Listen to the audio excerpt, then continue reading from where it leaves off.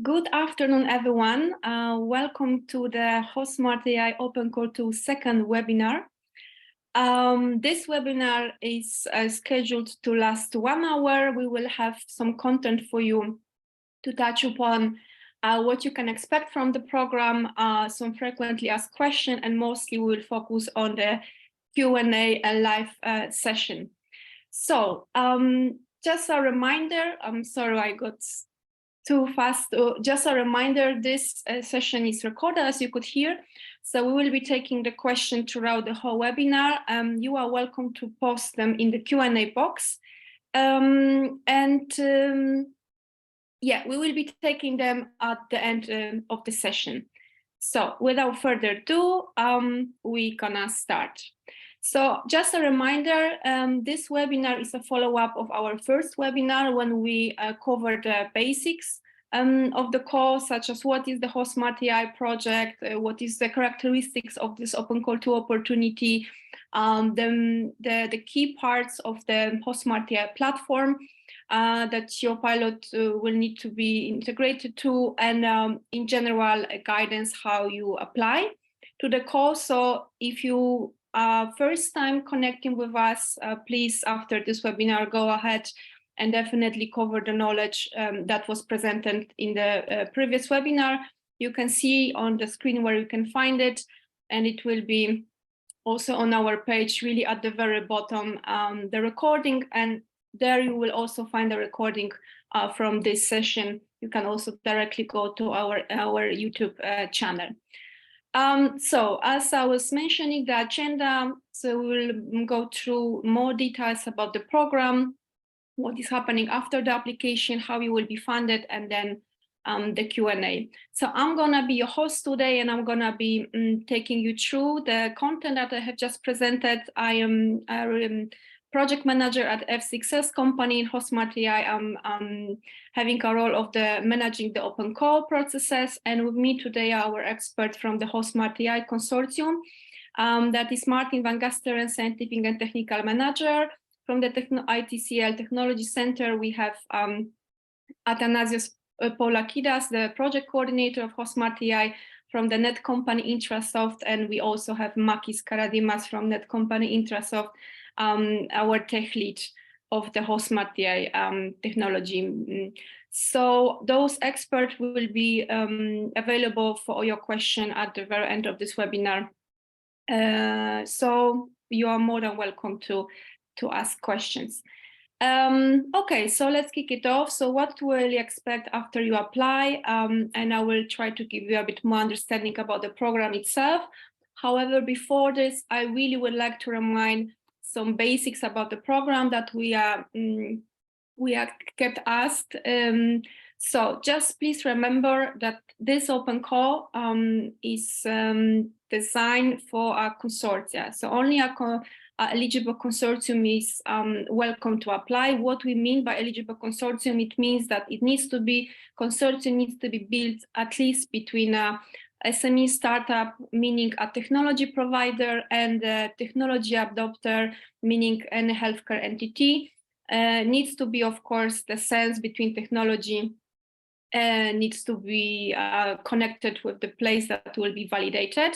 And then potentially, optionally, you can include the third partner, which can be a research institute or academic. It can be also another technology provider, or it can be another healthcare facility. It's really up to you how you're gonna make a balance, and it's the most important, it's the fusion of all the partners that you are inviting to your consortium. So keep that in mind. I hope this will really clarify any of the potential doubts that we are receiving. Another doubt or question that comes quite often is here in the objective. We clearly state that the pilot that you're gonna be proposing will need to adopt HosmartAI technologies and exploring new usabilities and customers. So at least one of the technology or platform or marketplace needs to be adopted. So this question also is frequently asked, but potentially my colleagues will be coming back to this during the Q&A. So once we clarified this, what is really happening once you apply? We are obviously starting the evaluation process, and what is first is the eligibility check. So Here I'm going to be presenting the list of the the key points that we'll be checking to assess the eligibility of your proposal. So the legal status of beneficiary, this is particularly for all the consortium partners, but the SMEs, startups need to either provide us with the Annex 5, the SME declaration, or if they want to skip it, they can apply for the PIC code. The PIC code is the identification number used by the European Commission. This is like a certain agreement identification number to use for the EU-funded program. In the guidelines for applicants, you can find a link, more information how you can apply for the PIN code. We're going to be checking the country eligibility. In the next slide, you will have a reminder which countries are eligible to apply. No double funding and no conflict of interest. What we mean by no double funding, that means that your proposal is unique. Activities that you are proposing were not funded by another project, either EU project or national funding. So keep that in mind. If that would be discovered, your project or proposal would be disqualified. So, or terminated in case it would be already running. So definitely keep that in mind. No conflict of interest. I will also cover this in the next slide. The application needs to be complete. What it means, all the questions at the F6S platform need to be answered, and all the required annexes need to be submitted, and they need to be filled out. Keep that in mind. Sometimes we received empty annexes submitted, so double check what you are submitting, because once you submit the application to the F6S platform, you will not have option to really edit it. You will need to contact us in case there is enough time potentially to reopen your application, but we will not reopen your application if you submit it, if it's less than 24 hours before the deadline of the call. So just a reminder, the requested budget, 145,000 euro is the maximum budget. You cannot ask as the whole consortium for more. Of course, the proposal needs to be aligned with the Open Call 2 objectives, and you need to submit the proposal on time. Our platform will not accept any submission after 5 o'clock Central European Time on November 15. And please keep in mind, like an justification of issues on the side of the user that were not an error from the platform will not be justified for any complaints. Conflict of interest. We received a few emails asking us for specific assessment on this. For in our case, we see it very clearly. So there cannot be formal or any social connection with the HosmartAI consortium that would, identify conflict of interest. On our website, you have the list of who are the partners of the HosmartAI consortium. You can see it clearly here. So we hope this really clarified potential doubts. Eligible countries, again, 27 EU member states, H2020 program associated countries, also the overseas countries and territories are eligible, and we also have the United Kingdom.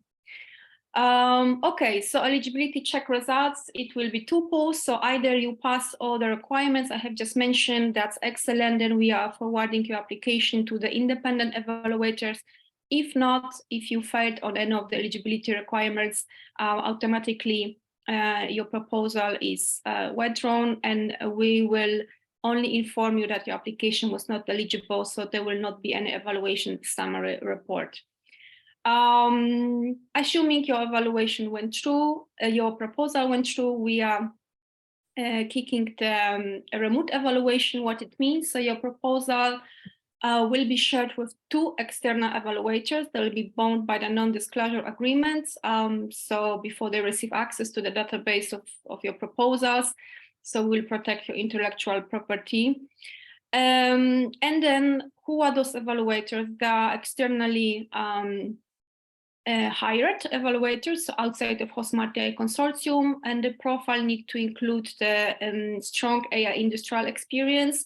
They need to represent the technology adopter perspective and certain business experience, market orientation. Criteria for the evaluation. Those of you that have opened and read the guidelines for applicants, you are already very aware of them, but this is just a reminder for everyone. So we have 4 criteria. So the first one is excellent and innovation. It is basically checking the interoperability level of the proposed solution and overall innovation degree. I will not go into details. This presentation will be available, and this is all from the guidelines for applicants. Then the second, we have impact and exploitation. So it is industrial relevance and exploitation plans. Again, details to be checked in the guidelines. The third criteria is the consortium. So basically something I mentioned in the very beginning, we are interested to see the added value as a fusion of all the partners that you invited to the consortium. And the final is, of course, the planning, the budget, so the value for money, how you're going to deploy the resources that you are requesting, and then again, specific subcategories. Once the remote evaluation is over, we will shortlist between 8 or 10 applicants for the interview phase. And then who will lead the interview? The interviews will be led by external evaluators that were assessing your proposals in collaboration with HosmartAI experts.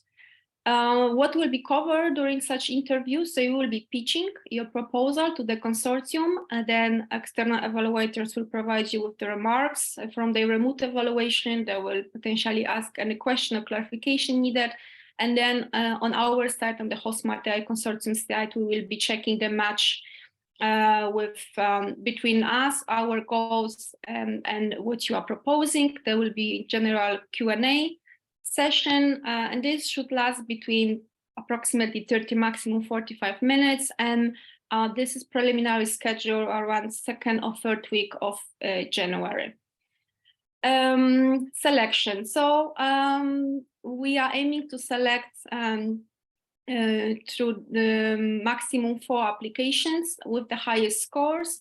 And then, of course, you will be invited to sign a contract for 12-month program. Keep in mind, those 4 applications is assumed that all those 4 applications will be requesting the maximum budget. In case it's not, if it wouldn't be the case, then potentially this number can be increased, probably maximum to 5. But based on the experience of the Open Call 1, you rather ask for the maximum budget, so we rather expect maximum 4 winners in this Open Call 2. Concerning the program, as you can see, the program is divided into, after the contracting phase, into 3 main phases. They have the duration and specific goals, so we're gonna cover them.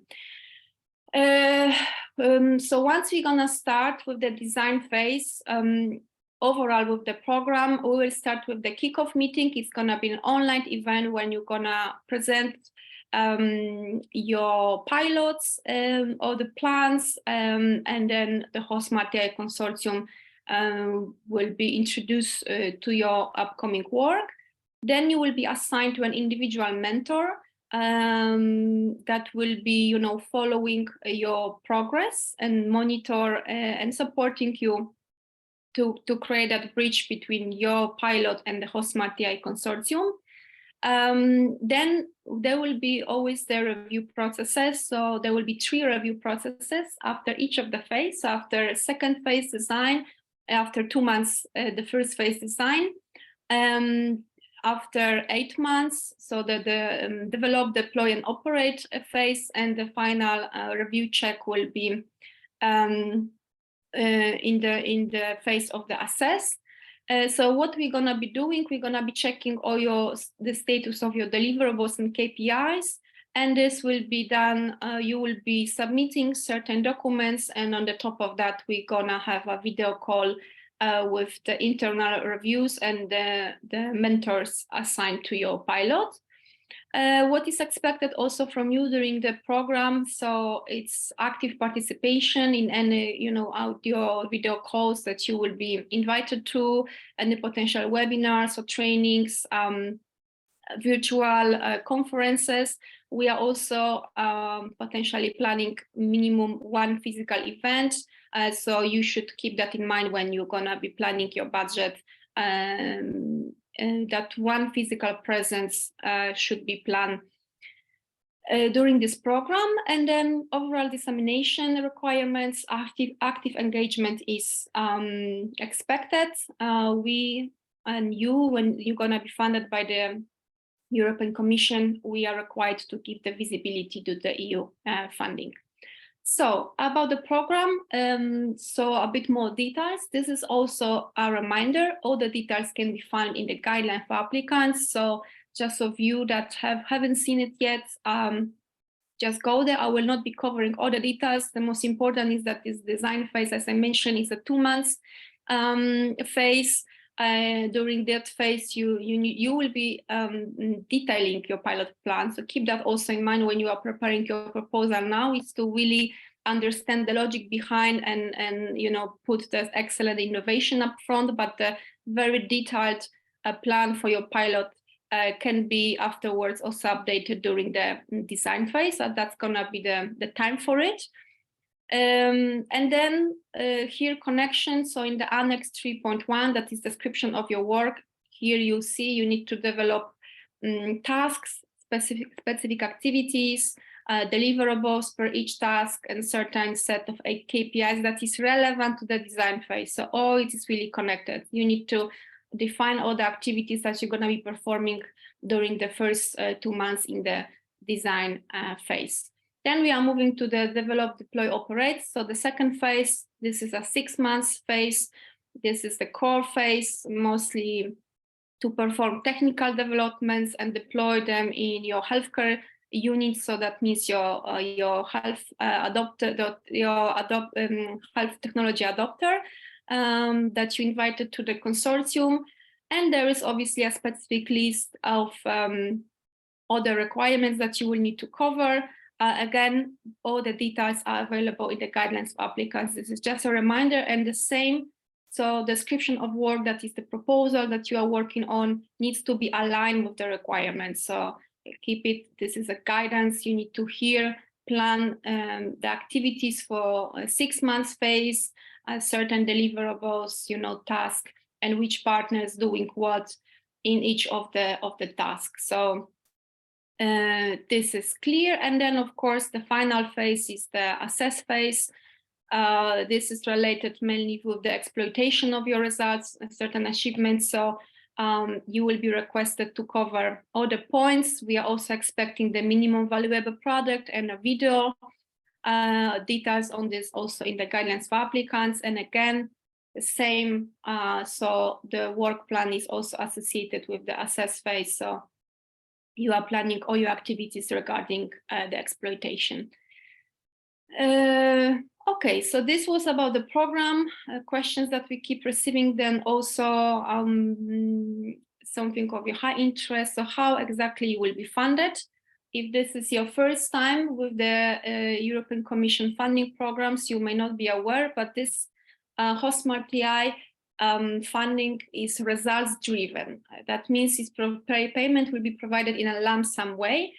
What it means in practice, it means that the funding that you will receive will be associated with the full achievement of all the relevant deliverables, KPIs, or the plan that you are proposing, not the actual cost. In terms of if you can ask a question regarding the audit, so you should keep the documentation of your deliverables and subcontracting minor to another partners. This is the documentation that is valid for potential audits. Some of you were actually asking us through either F6S platform or direct email, why you need to provide a budget if there is no actual cost monitored. Well, I will give you already the answer. This is like the template to assess the budget, to assess the rationale, why you are asking this kind of budget, who's gonna be involved. We need to understand how the budget is structured. Even though it will not be really tracked, we're gonna be asking you in each of the review phase to give us certain information in your assessment on the budget and on distribution. However, you will not be requested to provide us with the invoices or actual costs or timesheets, so keep that in mind. Also, a question that we keep receiving is whether subcontracting is allowed.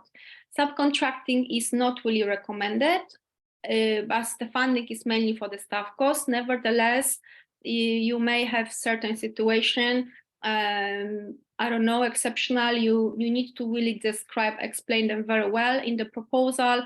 Keep in mind subcontracting should be minor and very well justified, so external evaluators have a clear understanding of the logic behind and the added value, why subcontracting is really crucial. Nevertheless, keep in mind, as it's really clearly written, it's not really recommended. You should get all the expertise, capacity, equipment from those partners that you are inviting to the consortium. That is the goal behind. So how you will be paid? As you know, the maximum funding is 145,000 euro, and this you will be paid through the 3 installments. So after each of the review phase, if your progress is accepted, then you will be paid. So how it looks in practice, we have those 3 phases that I mentioned before: the design, develop, deploy, operate, and assess. Each of the phase has a specific duration, and there is also a fixed percentage associated with each phase. So at the end of the design phase, at the end of the 2 months of your pilot work, if everything is excellent, then you will be paid the first installments, and then obviously so on. So that's how it works, lump sum, for those of you that were not familiar with. And that was just a reminding of the very basic, the fundamental information regarding the program evaluation. Now we're gonna really move to the Q&A session. As we promised, we wanted to dedicate this mainly for any last minute urgent question, your concerns. This is just to also remind you, we're going to cover a few questions that you have already posted on the F6S platform. There is a dedicated channel where you publicly discuss and open questions, so everyone can really take advantage when we are answering the question. So we strongly encourage you, if you have any doubts, please post it directly there. We are trying to answer regularly all your doubts here. So by this means, I'm opening the Q&A session. I will read this question, and then we're gonna get already live answer to this question from our experts. I have, I think, 2 more questions that we received on the platform before the webinar, and then I'm gonna be checking the Q&A box. So feel free to post there. Okay, so this first question needs some clarification. In the section Impact Exploitation under Contribution to HosmartAI KPIs, and particularly the KPI number of HosmartAI tech implemented, after reading deliverable 1.6, HosmartAI Platform Conceptual Architecture, and deliverable 4.1, Platform Architecture Design and Open APIs, it is still unclear to us which technologies are supplied by the HosmartAI platform and at what level we are expected to report the number of technologies to be implemented. Should we count and report them at the level of H-Hub, for example, co-creation space and marketplace benchmarking, or at the level of platform components such as artificial intelligence and visualization, data management and knowledge sharing, etc., or at the level of the actual technologies utilized within the platform components, which seems to be not very clear to the person that was asking this question. So if the latter, is it expected? One, is there any other source of information, for example, list of all the technologies that could be useful in order to fully understand which are the exact provided technologies of the HosmartAI platform and how these are supposed to be used in a provided application that is submitted proposal. Makis Thanasis, Martin, who would like to take this question to clarify?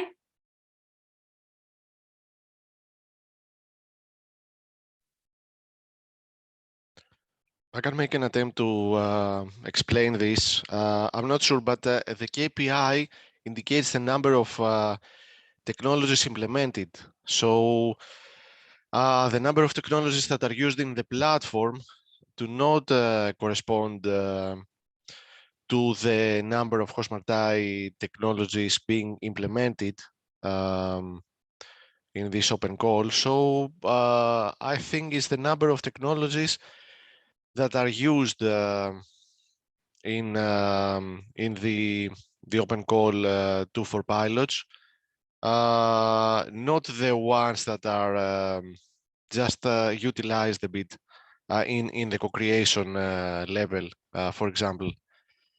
But I'm not sure why this is important to know. I would guess that if some of the technologies have been used for quite a long time during the implementation, even though they're not, their usage is not clear, maybe they could be included.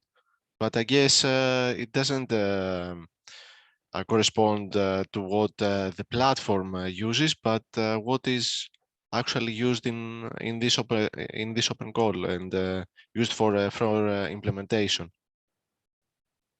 Thank you, Mark. So just for your clarification, I can just only add, because they need to fill in the number of KPIs that are required by HosmartAI. So they need to fill in how many patients they will involve, because they need to involve the minimum number of patients. They need to involve minimum number of health professionals. And since the goal of the Open Call 2 is that they need to, test usability or certain technology of the HosmartAI, there is this KPI. They need to identify the number of the, Hosmart technology that they will be connecting or checking the usability. So I guess this is just to clarify your question, and this is probably also their question, how they need to count. That's my understanding. So whether, which level they need to count. If I can add the clarification, maybe it's good, instead of saying a number 3, to also add the paragraph explaining what this is. So we intend to integrate with this technology or use this technology, so it's clear what this number means.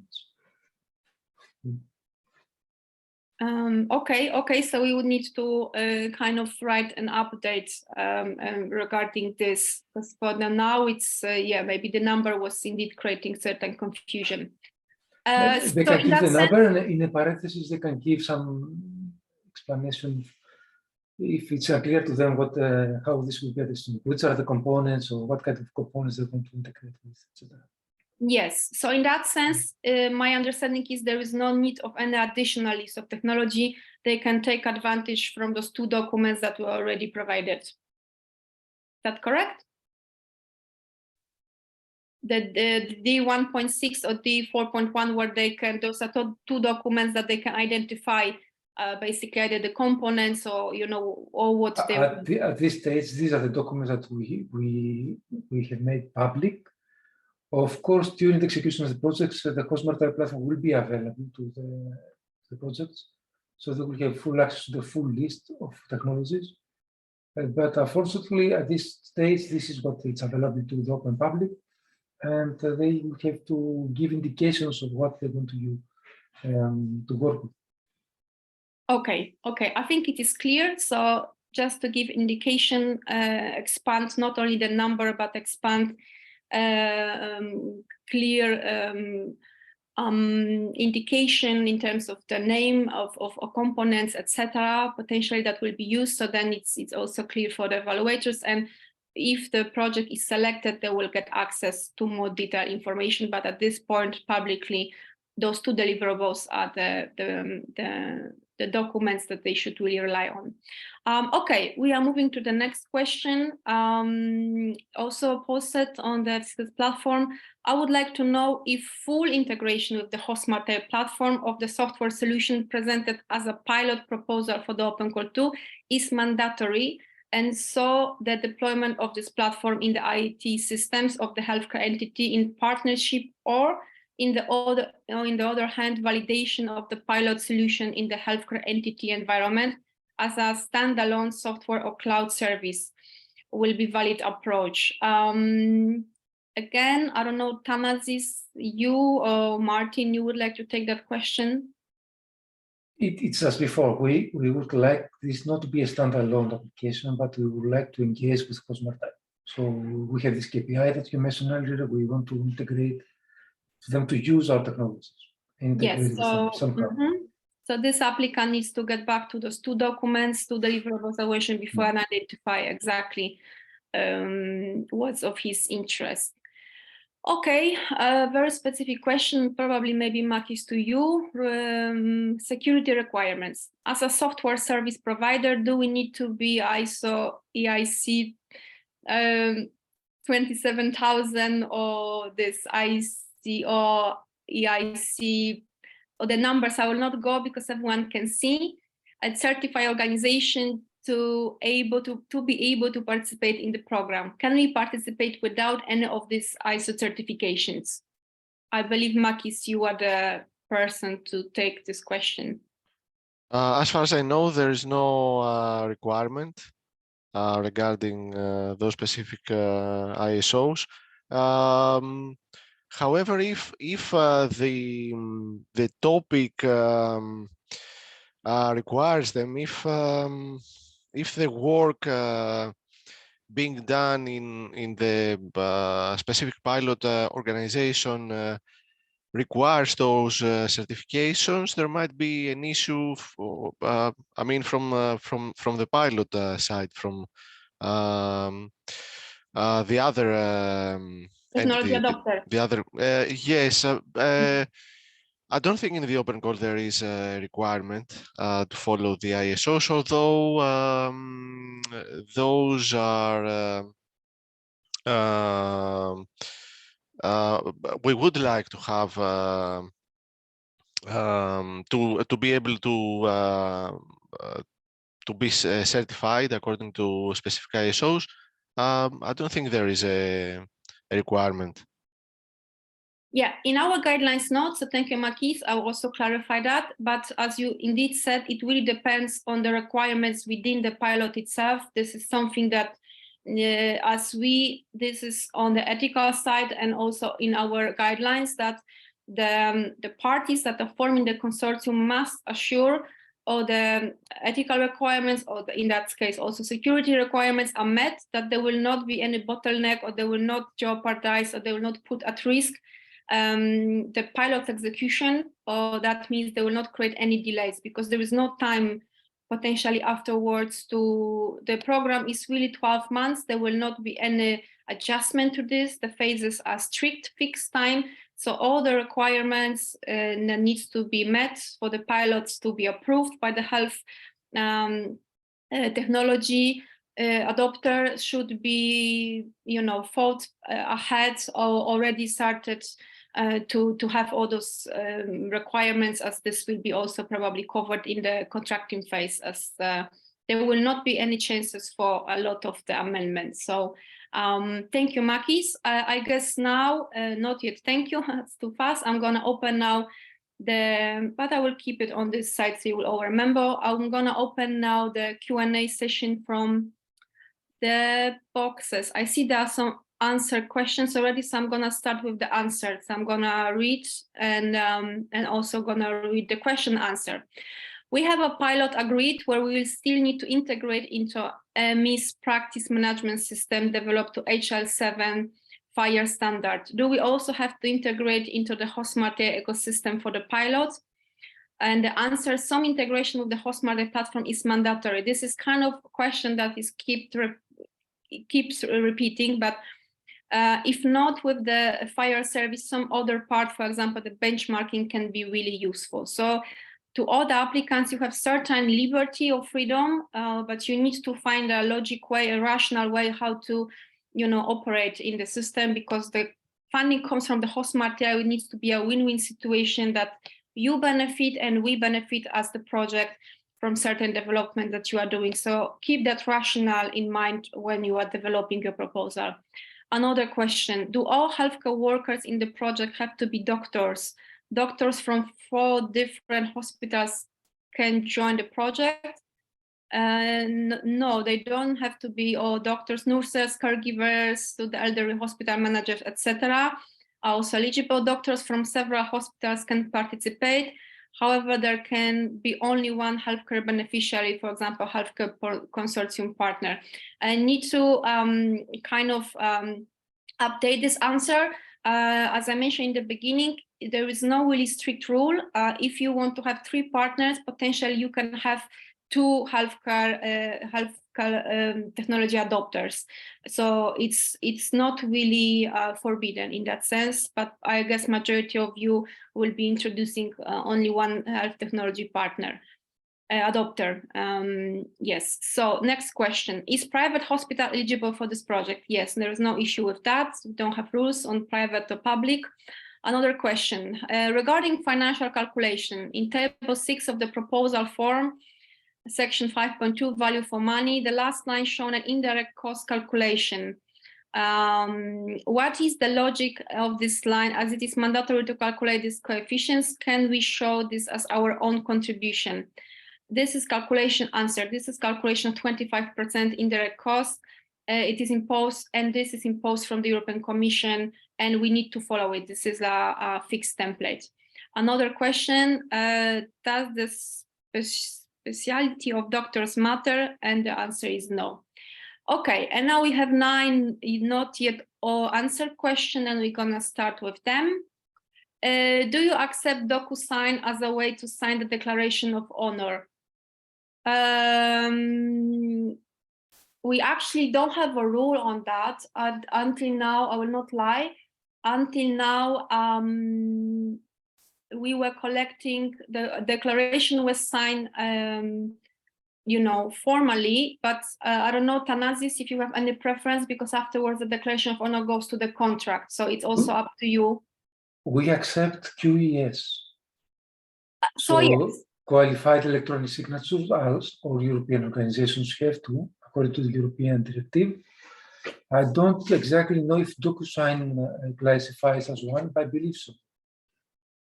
As far as I'm aware, DocuSign, I think they are not, I'm not so sure if they are valid by the EC standards. So in that sense, we would say no. It can be, can you repeat which digital signatures are eligible? I can type it in the chat box. Okay, you can answer that potentially already. Yeah, you are typing the answer, but then I will also read, so everyone who is listening to the webinar is also aware. And so I'm gonna be back to this question, to the answer. Okay, next question. Is optician qualified for technology adopter? I don't see issue, but Martin Thanasis, can you confirm? Yeah, optician is in the specialty of the doctors. Yes, as I said before, I mean, any specialty can be, as long as the project has a good added value. Sure. Yeah, so no issue, that answer live. Okay, another question. Our solution includes a federated homomorphic encrypted machine learning infrastructure to remove the requirements to move the data out of the hospitals. We would like to make our solution, including the federated infrastructure, available through the HosmartAI marketplace. Is it acceptable to HosmartAI? Sounds good to me, but I will double check. Martin Thanasis.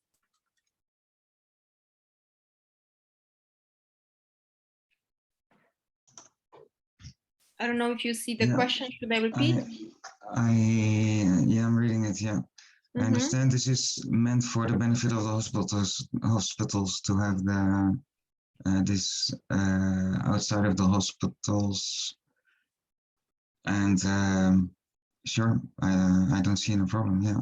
If there's benefit for the hospitals in there, sure it would contribute. Yeah, And with this the is, proper sorry, with go the ahead. proper integration of the HosmartAI platform again, of course. And again, here it's really useful to remind everyone, again, there is certain freedom, liberty. We did not define specific domains of the healthcare facilities or doctor specialties. The most important for us and especially for the external evaluators will be to understand the benefit between what type of technology you are offering and to who is on the other side of the technology adopter. If it makes sense, if it can bring benefit to the healthcare ecosystem, and of course it involves AI technology, as this is the main focus of HosmartAI. This all makes sense. So it's a lot of freedom here. So just to keep in mind that rationale behind. Next question. To be clear, if you want to be available in the marketplace, it doesn't mean that you need to upload your data or you somehow open your infrastructure, right? So they don't need to provide the data. They can just list this in the marketplace. Okay. Okay, another question regarding project planning. In Annex 3.1, Section 5.1, the project planning and value money section. Question, could we add additional tables or visuals? Since some of the tasks won't take up whole months, is a weekly representation of task possible instead of monthly? Well, I will go first and then Thanasis, so Martin, correct me or complement my answer. If you have space, I mean, first of all, all the template needs to be, it's fixed, need to be filled out. I don't know what additional tables you would like to include, so I would be potentially against this because keep in mind the external evaluators, they have strict rules. They know the template that needs to be followed. If you include something that is not in the template, we cannot understand their action. And if we cannot understand, they may not also understand what you mean, since there are not really clear rules on any additions. So I would definitely not go for this. The table should be clear enough, so there's also no visuals needed, and you can save the space for all the relevant content. And I will also keep the whole month's measures. Again, same logic behind. External evaluators will be guided to follow this specific fixed template. They are also used to, because we are hiring the external evaluators that have experience in assessing the EU-funded projects, the EU requested budget, etc. So anything new that you would introduce potentially can jeopardize your position. So this is my answer. I don't know, Thanasis, Martin, you would like to add something? From my side, you explained it very well, Lisa. Yeah, it's good. Okay. Is there a page limit to the application? There is page limit, yes, 12 pages maximum. So that should be taken into account. If you want, they can add extra tables, but be careful about the page limit. Yeah, but as I just said, we cannot guarantee how it will be taken by external evaluators, as they have just one guideline to follow. So anything extra may not be really clearly understood by them. So just a warning to the applicant. It will not be it will not make your application ineligible, but I think I was clear enough of potential risk. And another question from the same applicant regarding technical approach. A multimodal sensing network is mentioned in HosmartAI Pilot 5. Is there any further available information about this network? Not so sure why this is connected with the Pilot 5, as we are more, as this pilots in Open Code 2 opportunity, probably more connected with the HosmartAI platform, but I will ask my colleagues to comment on this. Exactly. It seems that this applicant would like to use this this sensing network from the pilot. I think that's not the idea. The connection must really be with the platform, as you say. Yes, if there is like, yeah, that's exactly the key is the HosmartAI platform. The pilots, we can while the program is running, of course, we are trying to connect our third parties to understand if there is any extra synergy between our HosmartAI partners or pilots, but this is, let's say, the advanced further step. So I wouldn't really start from that, as we have the specific team with specific budget working on pilot 5, so we are not extending this work with the third parties. May I compliment on that being in the same area or a different area as our pilots are is not an advantage or disadvantage. It's really the project, the applied project is really standalone, and it is not considered positive or negative to have a similar area as our HosmartAI pilots. Thank you, Martin. Next question. He's saying doubt on technologies to be reported in KPI.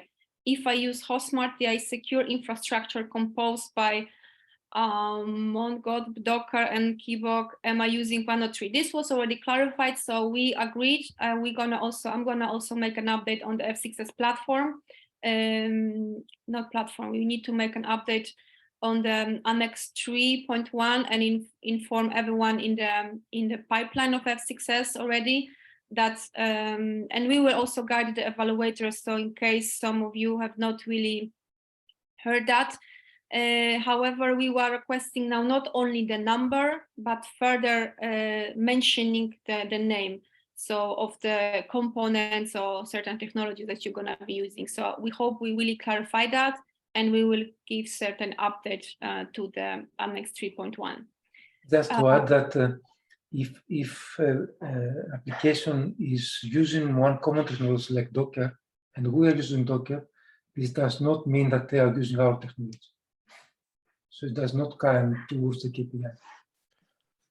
Exactly, yes, because they could be using a different version, and it's independent of our Docker. So Keycloak definitely counts.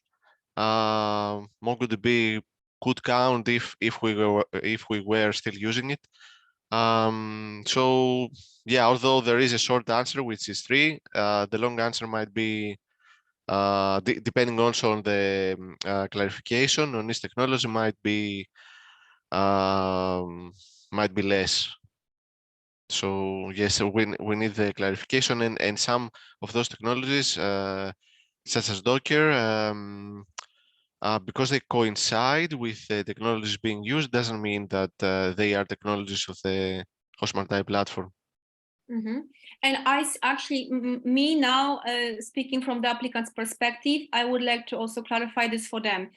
We don't have the rule, the more technologies applied, the better scores or preference to choose.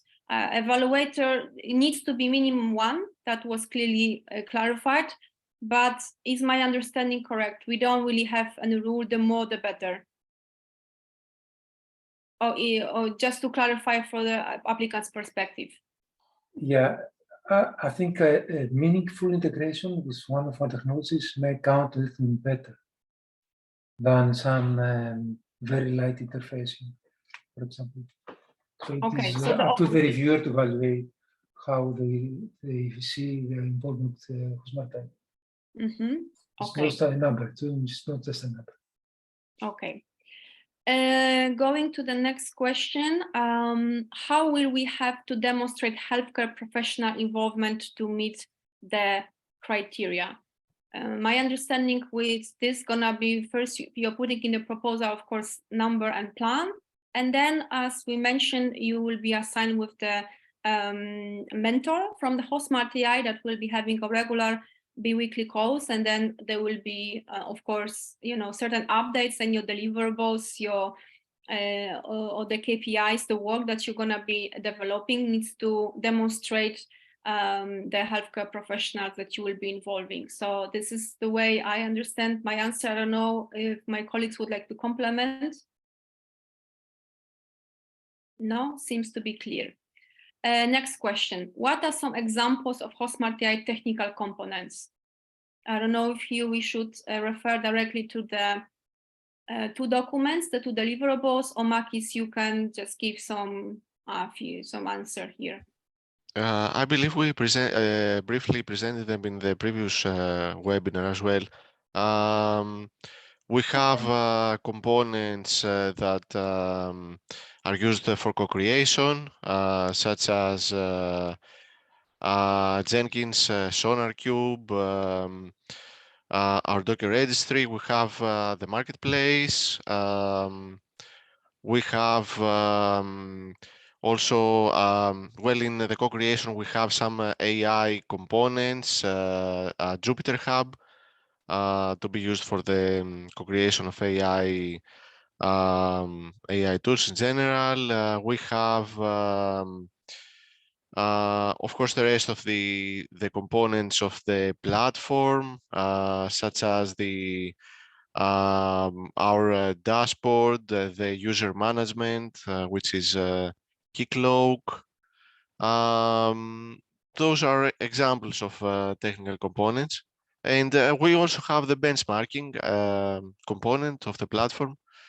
I believe those are examples, and yeah, actually, but there are a lot more. They can someone can check the deliverables or the previous webinar to see the diagram. Excellent. Yes, the best is to really go and watch the webinar.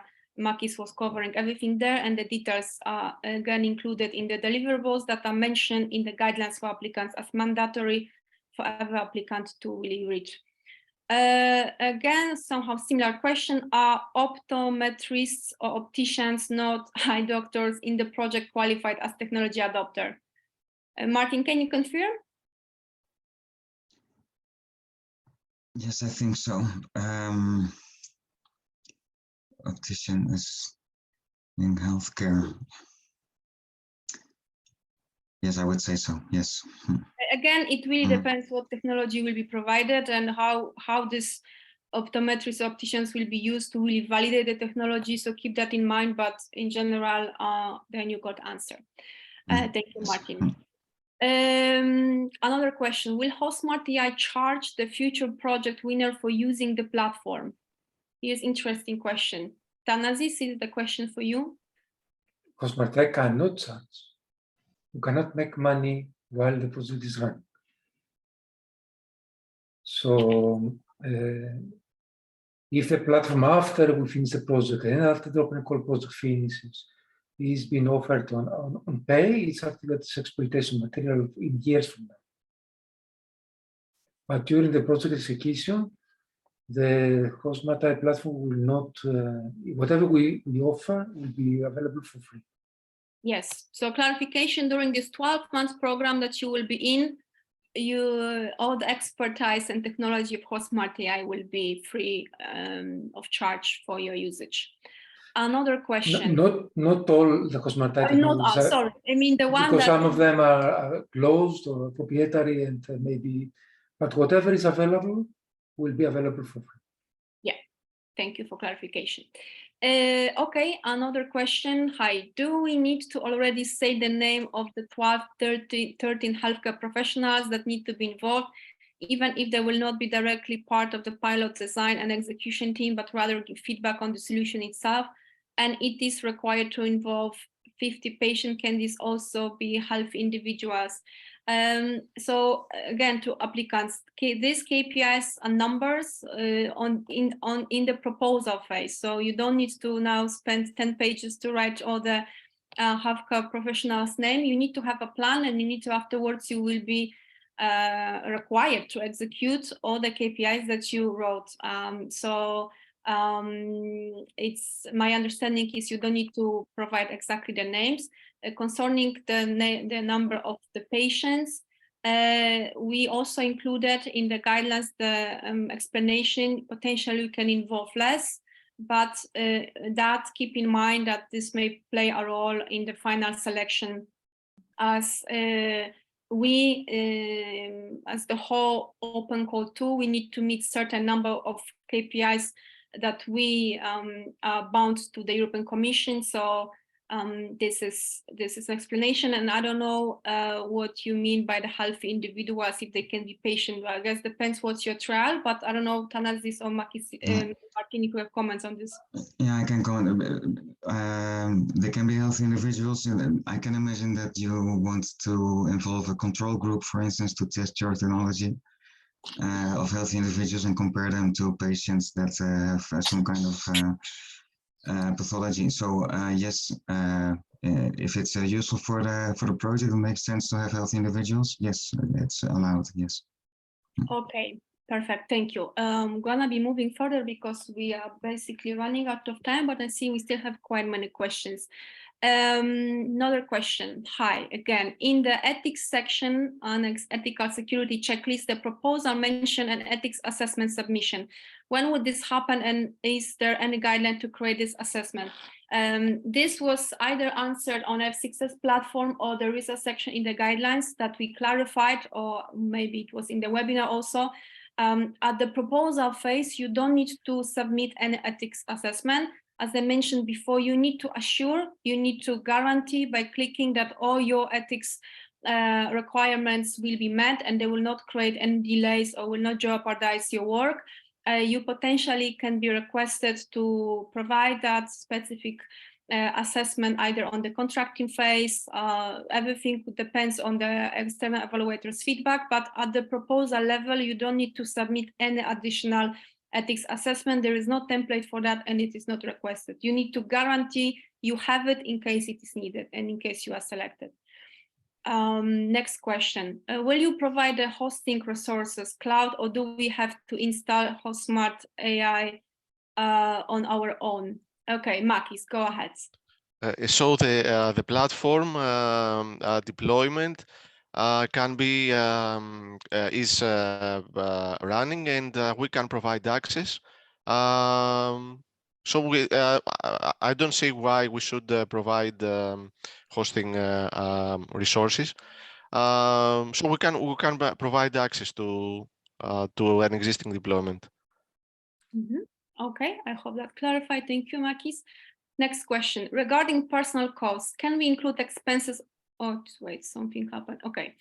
Again, regarding personal costs, can we include expenses of healthcare professionals involved, which are not part of the consortium team per se? We don't have specific name, just profiles. I don't understand then the rationale behind why would this cost need to, the expenses would need to be included. Again, maybe this is something that you would consider for subcontracting if it's minor, but I would ask to be sure also opinion of Martin and Thanasis.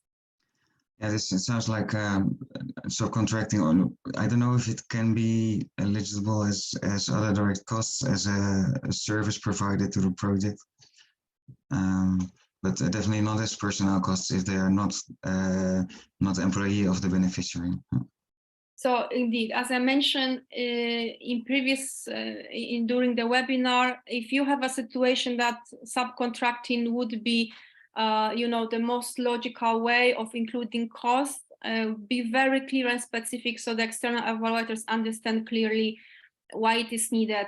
So we hope it clarifies your answer, but no personal cost involved for this. Okay, we shall be partners, right? I don't understand this is the question or not, but I will move to the next one. I believe the last one now, in the non-answered. In a project which optimizes patient care process rather than directly using AI for diagnosis, and patient get benefit from that, does this count as patients for you? Also, does this require the ethical questionnaire to be filled from your perspective? I don't know who of my colleagues would like to take this question.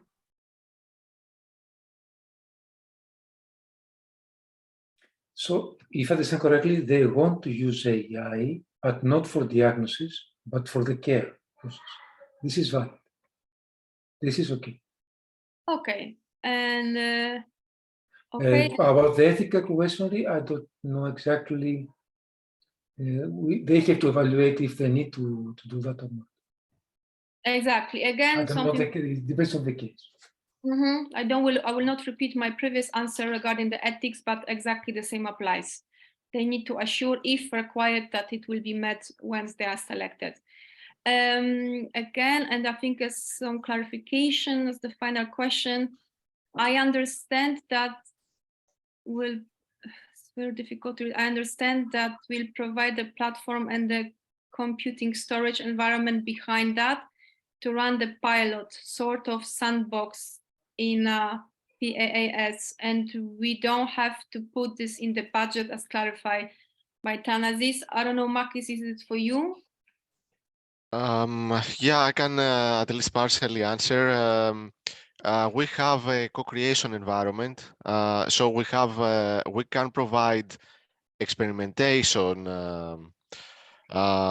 space, a sandbox, but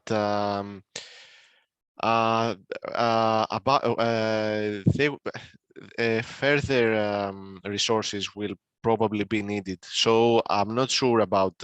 We cannot guarantee anything about the budget. We can definitely provide a sandbox within specific limitations, and that's for the development phase. But for the operational phase, we cannot guarantee something. We could look for of ways we can help, but we cannot guarantee. That's what I think. If something is wrong, please correct me. Okay, if Thanasis, Martin are not correcting or adding, I guess your answer is correct, Makis? No, it is correct, it's correct. Okay. So if they need to do some heavy machine learning for the AI component, they should also make sure that they have the resources for that. Okay. I'm coming back to the very first question that Thanasis was answering regarding this DocuSign. So just to be clear for everyone that's going to be listening and not reading the question. So what we accept is the qualified electronic signature, and then you as the applicant need to check if, for example, DocuSign or any other form classifies as one. And I think we got additional to question, how many proposals do you think you will receive?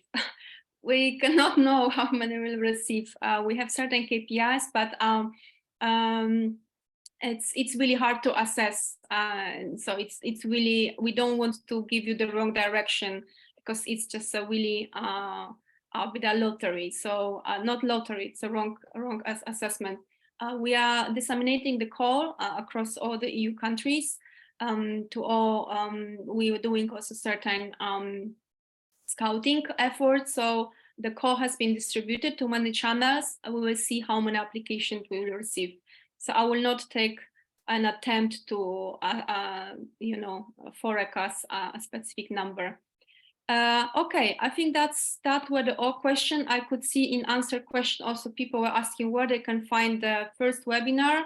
So maybe you have joined us a bit delayed. I was talking about this in the very beginning of this webinar. So when you're gonna have access to this webinar, you will see exactly the link. But if you can see my mouse, also when you're gonna go to this, first of all, if you're gonna go to our website on the Open Call 2 section, at the very bottom, you have link to the previous webinar, and you will also see a link to this webinar for sure until end of this week, the latest. Then also certain questions, other question, also the webinar was posted on our internal chat channel on the F6S platform, where you apply, where you can discuss publicly your question, and you can take advantage of the question and answer given to other applicants. So we encourage you to take advantage of this platform. And I'm checking the time, it's literally 5 after our agreed time.